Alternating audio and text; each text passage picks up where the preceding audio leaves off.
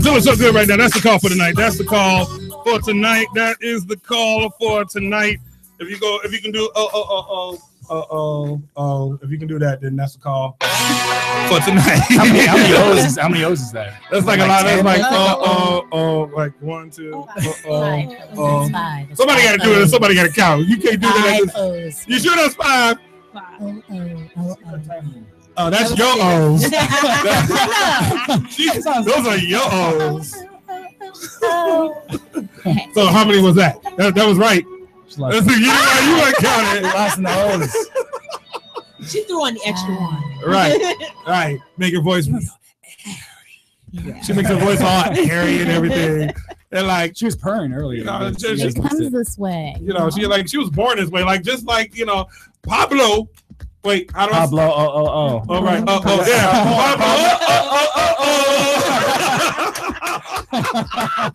Yeah. Pablo. Yes. And then if you say it another, you'd be like Pablo. So yeah, I might wake him up. That's all he does is sleep. Yeah, I mean, have you been sleeping since the fifth thing? Titties. That's all. And poops. That's all he does is do what? He opens his eyes a little bit. He's 6 weeks early, so he should technically still be in the oven. You know what I mean? He should be cooking. He should be cooking right now. Right, but he can't. But he got popped his out. paper. We were dancing bachata at he got at a wedding wedding reception up in Toledo, and right when we left the reception, she started feeling the pains, and then she went to the hospital. We only danced for like one song. I mean, it sounds better that we were like dancing all night, but it was only one song. But when you were dancing, that's when he was like, "I'm ready to go. I'm ready. I'm ready." It was like, He was like, "Where the party at? Where's that right here? The party is right here. Let me out. I don't even know Phillip, but call him. I have been at a, what do you call it when babies come out? What do you call it? Baby shower? No, when the baby actually is coming out. Yes, labor. Yes, they called me. They really called me to be at is the camera on? Yes, America. They really called me to be at the labor. I'm not a doctor. I'm not a medical doctor. I don't know anything about medicine. I was a medical doctor. I was single and I was like, the match was kind of cute. I was just like, that was just like, I don't know what you're talking about. I was like, what was your like role? What was my role to be there? I was there as a good friend. They said, I want to have my baby because Phillip is always laughing and I want to be in great surroundings. I was like, oh, I feel special. He lied. He had his DJ booth with him. We were Facebook living during the labor. Wow. My girl, a big shout out to her, Ashley Nicole. She was having her baby while we were Facebook living. And do you not know, she had the baby and she was like, they were like, well, it's over. And we were like, wait, when did the baby come? They were like, she laughed the baby out. Wow. Wow. She laughed the baby out. You're like a baby laugher. Right. Like Saint. Saint came into the world laughing. Like we were laughing. So I'm like, so if you ever want to call me, if you're afraid to have labor pains, America, and you want to laugh your baby out, like before you realize it, call me. We will laugh at that. Everybody in this room, we all will come to labor. And you hear us talking about Pablo. We be talking about Miss Opinionated and all of the things that she can't do because all the stuff she can do, well, we can't talk about all that because we don't have enough time. Wow. We got everything. Can we see the video still available? The video for those who want to watch. Yes. Okay. And also, and we got Griffin in the building with Lacaya Bx in the building. So listen, real quick. Everybody introduce yourselves. We have a couple latecomers come in. So let's just start around right here. Miss Albert, introduce yourself to the world. Hey world, how are you? Yes. Okay, so she said hello to the world, but she never told us. She forgot that part. She forgot the part. She was like, I don't, but you know me though. She was like, I am formerly known as. I'm hello. It's like, she just said, like, recognize me. Like, you hear my voice. You know who this is. Carolina Albert, a little bit of social justice, a little bit of fashion, and a whole lot of fun. Okay. Right. She just, say that again. A little bit of social justice, a little bit of fashion, and a whole lot of fun. Okay. And then you got to wrap that up with a purr. Yeah, that's a whole lot of fun. That's stereo. That's purring in stereo. That's purring in stereo. like per stereo. Do not adjust your dial. Will that make the baby come out too? The purring? I've never tried it before, but I don't know. I'm good. I'm good with purring.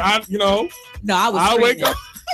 There's no purring going on. That's a good way to wake me up. It was screaming and cussing. That's what was going on when I was in labor and delivery. No, there was no laugh. Well, no, my mom did get me to laugh. All right, so let's end Lacaya. Since you're talking, let's go ahead and introduce yourself to the world, girl. It's your girl Lacaya Bx, from the Bronx. From the Bronx. From the Bronx. DA. Oh, you gotta be illiterate when you say this. The Bronx. The Bronx. Not the Bronx, not the Bronx. All right. Griffin, let's slide over to you. Introduce yourself to the world, player. Hey, my name's Griffin. Kenyan Killer, the man beneath the legend. You said, wait. The Kenyan Killer. That's what I was like. Wait, he said something like Kenyan girl, like Kenyan Killer. What is it? Say it again. Yeah, Griffin, the man beneath the legend. Yeah. All right, the man, the myth, the legend. I'm an illusion. You're not an illusion. Right. Was it by choice? Or legend by choice? I am delicious by choice. Yeah, all right. Yeah, that's what I'm talking about. So if he is in the woods, unlike the church bulletin, he might not make the sound. All right. You missed the whole church bulletin thing. So we'll tell you about it later. There's a weird rabbit hole. We don't even know how we got there. Squirrel. Yeah, we just had a church bulletin. We don't know how we got there. Then we got in the building, Kevin. So the music. Zamora. All right. That's me, yeah. All right, so go ahead and introduce yourself. What's up? I'm Kevin Zamora. I'm one of the co-founders with Griffin, the Kenyan Killer, Legend by Choice. It's called Jami Concept is our group. It's in the works nonprofit organization that's focused on eradicating slum living and starting in Kenya and then going beyond that, and also encouraging intercultural compassion right here in Columbus, Ohio. So we all right, intercultural compassion. I need that. That's what I need. That's what I be getting mad with people on the road, man. Right. Oh no, that is so great. I be getting mad with people on the road. I'm just like everybody. I got road rage. My road rage is like equal opportunity road rage. I get mad at everybody. Men, women, black, white, Asian, Puerto Rican, Somalian, Kenyan, Asian. Did I leave somebody out? I'm sure I left somebody out. It don't matter. Iceland. Don't get mad at the Asian, though. You might scare him, you might get an accident. Right. Yeah. I'm like, all across the board. I'm all across the board. It's equal opportunity road rage. It is. No one is discriminated. No one's discriminated. Actually, I yelled at my mama one time while I was following her. I called her up only because I could.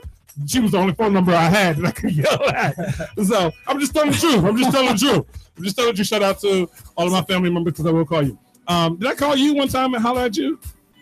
No, I think I might have been on the phone with you hollering. Oh, yeah. Yeah, you may have been on the phone, so you heard me hollering. It was the Bronx area code. Right. When you had a car. Right. So that's the hardest area code out there, though. Shout out to the 212-718. Yeah. So come on. Somebody called me from there. Wasn't me. You got your people calling me like, so people to show the Bronx some more. I'm gonna be like Shaggy. It wasn't me. You'll be like, all right. So we got Miss Opinionated in here, and she does a lot of different things. Don't let it fool you. She said a little bit of social justice, a little bit of fashion, and a whole lot of fun with the purr.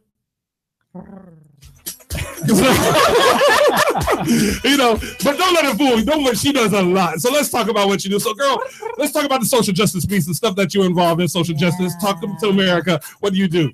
Well, I'm an investigator by trade. So let me tell y'all right now. You're a woman. You're already investigating when you leave the room. I use my natural skills. My womanly wild intuition. In the area of civil rights. So I deal with sexual harassment, racial discrimination, and employment in my day job. Okay. Did my name show up in any files? It's confidential. It's confidential. It's okay. If it's my name, it's okay. Everybody knows. So you were. You have a friend in the business, though. So. You said I have a friend in the business. Okay. Let's see what we can do. Okay, that works. I like that. That means any of those child cases come through, we're good. Yes. I mean, like, I need y'all to call Miss Opinionated. I think there might be a case with my name on it, you know, so. But I've been following some national social justice issues. Really? Ooh. Yes, I want to get your talking to the microphone. I want to get your opinion on this. Okay, so talk to us. October 1st, Amber Rose did her slut walk. Slut walk, yes. And the purpose of the slut walk was supposed to be for gender equality. Right. Okay. And so they're owning the words. They're owning these words. They're taking back their power. Amber Rose and Black China, they're wearing all kinds of would-be offensive words on them. Okay. But I want to talk about that. What do you think about that? I mean, when as men and women, when you hear slut walk, that's empowering for gender equality. All right, so is it advancing the movement? Let's see. Okay, I'm take it to or the women. So who do you want to start with, men or women? I'm gonna take it to our guest. You want to take it to the guest? All right, gentlemen. Well, it's the guest that brought it up. So.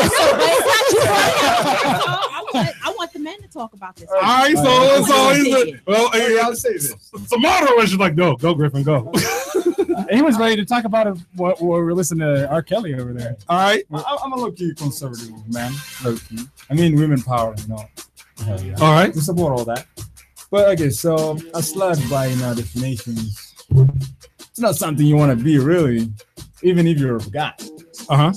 So if as a woman you say, oh, I'm a slut and I'm proud of it, psychologically there's still that like, oh, okay, shit, a slut. So either and way, you're proud of it. Yeah, that's the thing, that they're proud of it because they had the negative connotation before. Oh, the idea of this slut walk is that they're taking control, that they're wearing the name with pride. Right, but like generally being a slut will never be a positive. Like, for them, you're a slut. For them, congratulations. It'll never happen. You know what I mean? You have graduated to sluthood. I got my degree in slutterology, and again, you also have to look at anything's possible. All right, so let's slide over to Kevin. What do you think, man?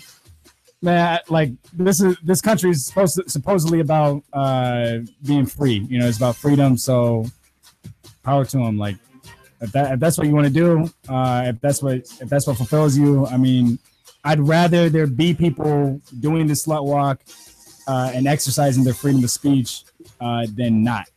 Maybe there was a time in this country that you would do that, and or there are countries out there in the world that people are getting stoned to do it.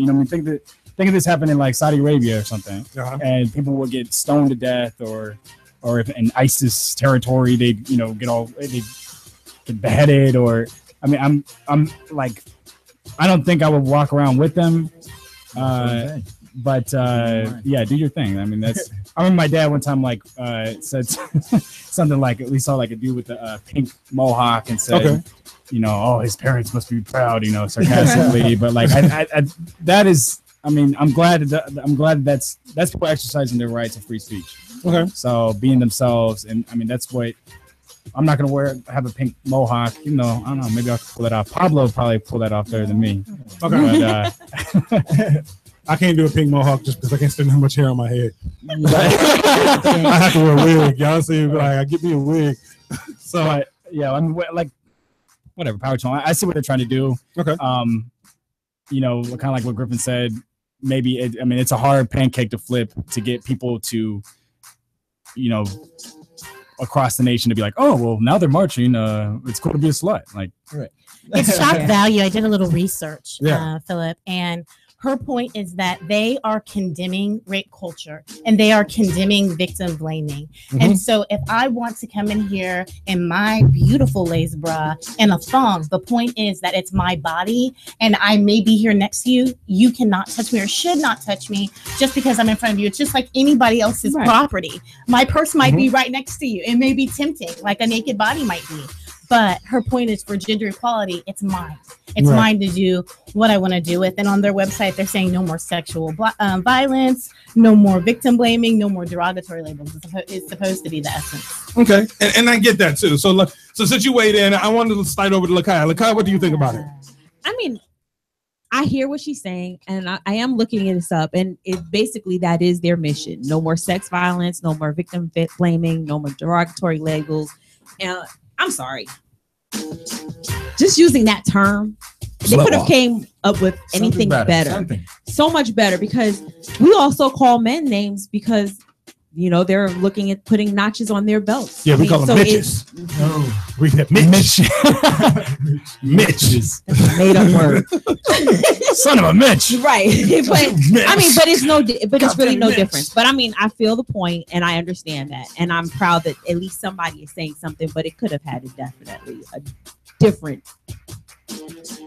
Yeah, I can't be on the slut. Would it have had the same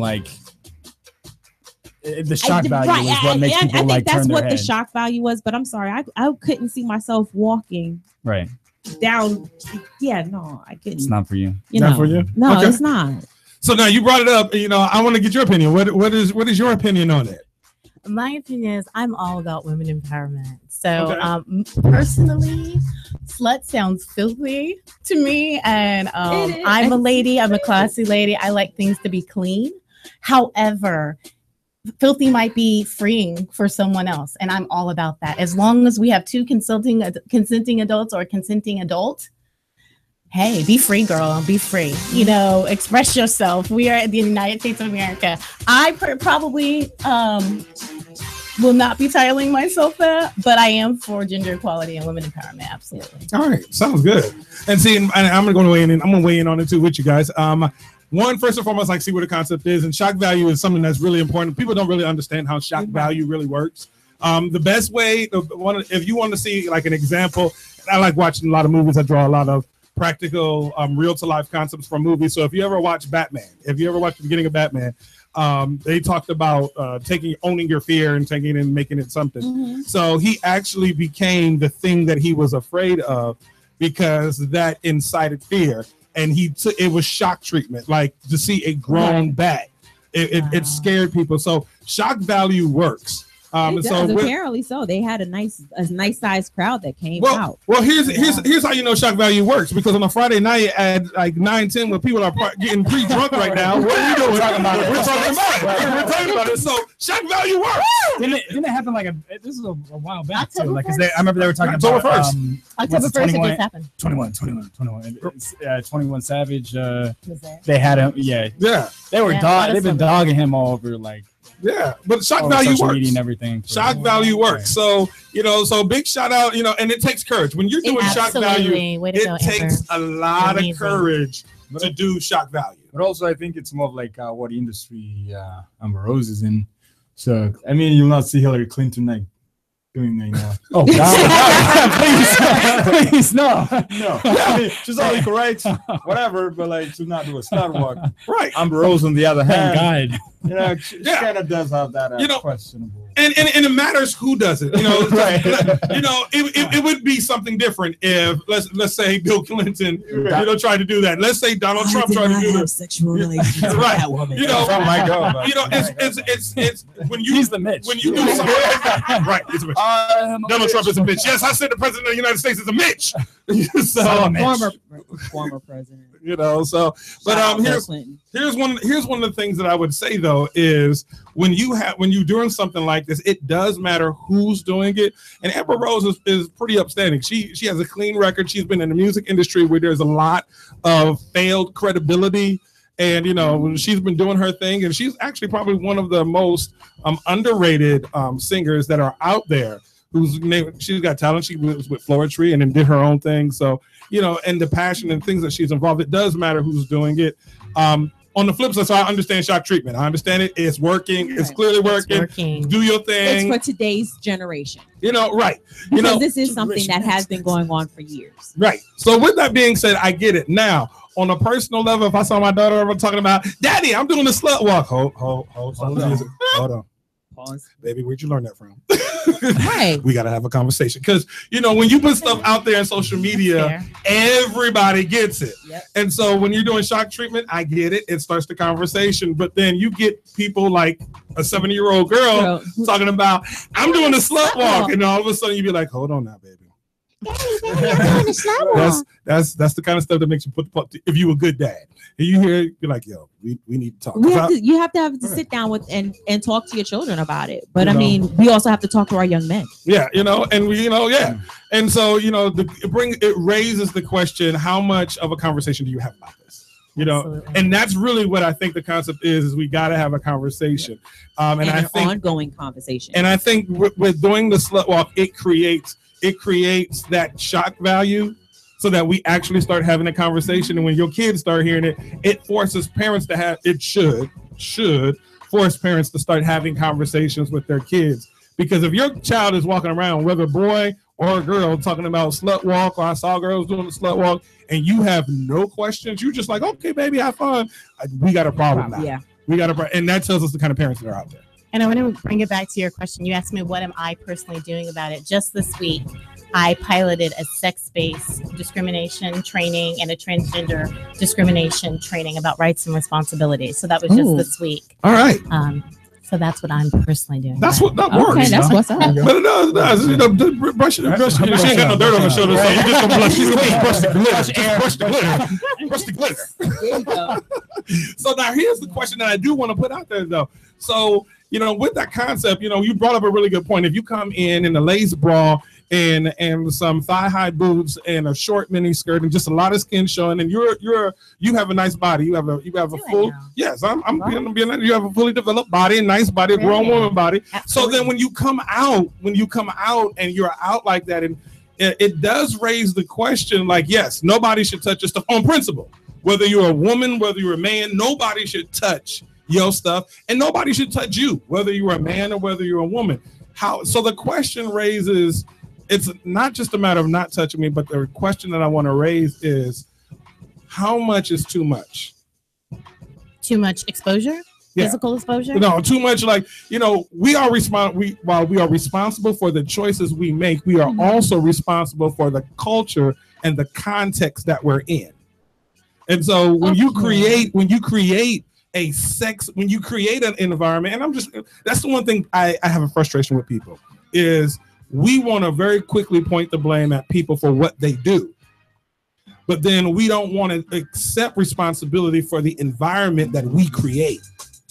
So we are responsible for the choices we make. Men are responsible. If they touch women in ways that women do not want to be touched, that is 100% on men. Nobody forced you to do anything. Player, you touched her, you were wrong. But on the flip side of the coin, and we're not talking about women who are just developing, no matter what you wear, but when you wear a certain attire, it creates a culture, it creates an environment around you where men are going to be looking at you. I respectfully disagree as a woman. I hear you as a man, and I think that is where the disconnect is. Okay. That I just might want my belly button to have air. And I think that's where the disconnect is. As a man, you see that as, she wants I'll say it. This. Or No. I'm not saying that. She's out in public. She knows she's creating this environment. And I think that's why these voices are so important, because maybe I needed air. Maybe I was in a suit all week. Maybe. I just want to put on something light. And I happen to be curvy. And I am not trying to arouse anybody. It's hot. Well, and I just lived in Florida for 10 years. It's hot. I read a fortune cookie, and here's the fortune cookie. We judge people by their actions. Right. We judge ourselves by our intentions. But it's also the first impression. Let's as a man, I want to jump on. I don't want to jump everything real quick, and let me get a chance to explain that. We judge other people by their actions, but we judge ourselves by our intentions. And while your intention may be to take, just you want your belly button to breathe. Okay, that's cool. I get it. You've been in the suit all the time, but that's your intention. The action still creates a context. Everything we do creates a response. And so I'm not saying what your intentions are wrong, but I am saying not only women, but men also have to be responsible for the atmosphere that our actions create. Okay. And I hear what you're saying. However, what happens when you're having a woman who is not overexposed? She's not showing that much cleavage. She's not showing barely anything, and a man still attacks. or okay, this one because there is two sides of this. But that's not the same thing because she just if you have a body, you have a body. Wrap you in the sheet, you have a body. That's not your fault. But there are decisions that you make about your clothing. When you go to an interview, you dress a certain way. Why? Because you know people are going to be looking at you a certain way. When you go out to a club or when you go out to have a good time, you choose the clothing that you want because it exemplifies how you feel. And you could feel sexy when you're going to an interview, but you're not going to wear the sexy stuff for the interview, even though you feel sexy. You make choices about your clothing, you know, and we as men make choices about our clothing as well. So I'm not saying it's bad. What I am saying is we have a right, we have a responsibility as people in general to be mindful of not only our actions, but also the context that our actions create. Right. So adding on that, like, even if you dress, you know, belly button showing out and cleavage all out, expect some guys to holler. Just saying, people will holler. Right. That is a given. Yeah. So how you take being turned down as the man also is your responsibility. You go to holler at a girl, you know, with a cleavage out, and she say, you know, you can't touch mama's jugs. Don't touch mama's jugs. Look, you don't touch mama. You don't touch the jug. You don't. Look, let me tell. I'm gonna say this to the fellas, man. Just because a woman has a body does not give you the right to just objectify her. Right. That's the point. You know, you don't just objectify women because they got a body, and then women who don't got a body, you're just gonna be like, well, I ain't gonna say nothing to her because she ain't working with nothing. You know, that's not the point. You know, so you got to treat women with respect. Right. You know, but at the same time, like I said, women be mindful of your bodies. You know, be mindful. Yeah. You know, and I'm not saying anything. You can walk out. Well, it's against the law to walk out butt naked, but technically you can. Technically, you can go confess, and I guess you can. They have a boobs out. Confess once a year. Yeah, confess. No, that's when they walk topless. No, this is like a naked bike ride. There's a naked bike ride. It's something different. What happened? you don't want to see that. Let's Google that right now. Naked bike ride. Like I didn't see that. Bike ride naked. Yeah, it's a thing. Actually, it's in Columbus. Yeah, it can be a sword to the eye, but it can also be a. I'm riding naked. It's gonna be a sword to the eye. Because you know, I'm gonna be like, have you tried as a guy sitting on the bikes? Well, I'm like, look, everything. I need more room, you know, in this little pad. As a kid, I was still developing, but I'm a grown man now, so this bike seat is not working. Right. I mean, I've done it, but I wore shorts. You know. Those are my limits on getting naked in public. You said you wore shorts. I gotta wear shorts, man. You ride without your socks on? Well, I have flip flops. Yeah, flip flops. Right. No, man, you gotta be naked, dog. I mean, you got socks. That's right. Again, I'm about creating. He gets tangled in the pedals. That's opinionated. This conversation just so went left. We went so left with riding naked bike rides and shorts and flip flops. That was so bad for the guys who ride naked because it's like, dude, you're on the bike. All right. Yeah. All right. I get it. All right. So listen. All right. So let's slide it over to Griffin. Griffin, what do you do? I do construction, you know, during the day. I go to school for politics and public affairs at Ohio State. All right. Awesome. But other than that, my passion is to create a home for the homeless. And, pretty much, you know, preserve culture and use culture as a tool to do all that somehow.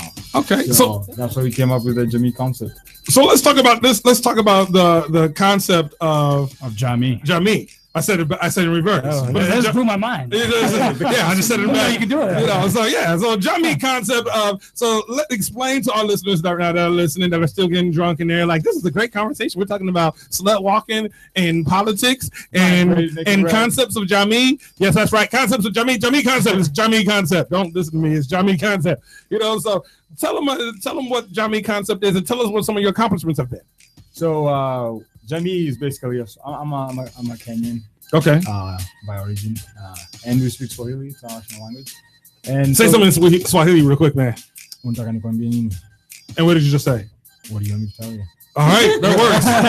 That works. Jamii is Swahili. So Jamii is a Swahili word. It also means community. Okay. So I'm in America now. So there's also a sense of community here. it just needs to be cultivated further. Okay. So I was looking at how cultures in the world are disappearing. Kenya is among them. We have 42 tribes, but the things we're doing, we're losing a lot of culture, and so does most of the considered third world, and second world. So it's more like, I know we're gonna advance as a whole race of humans.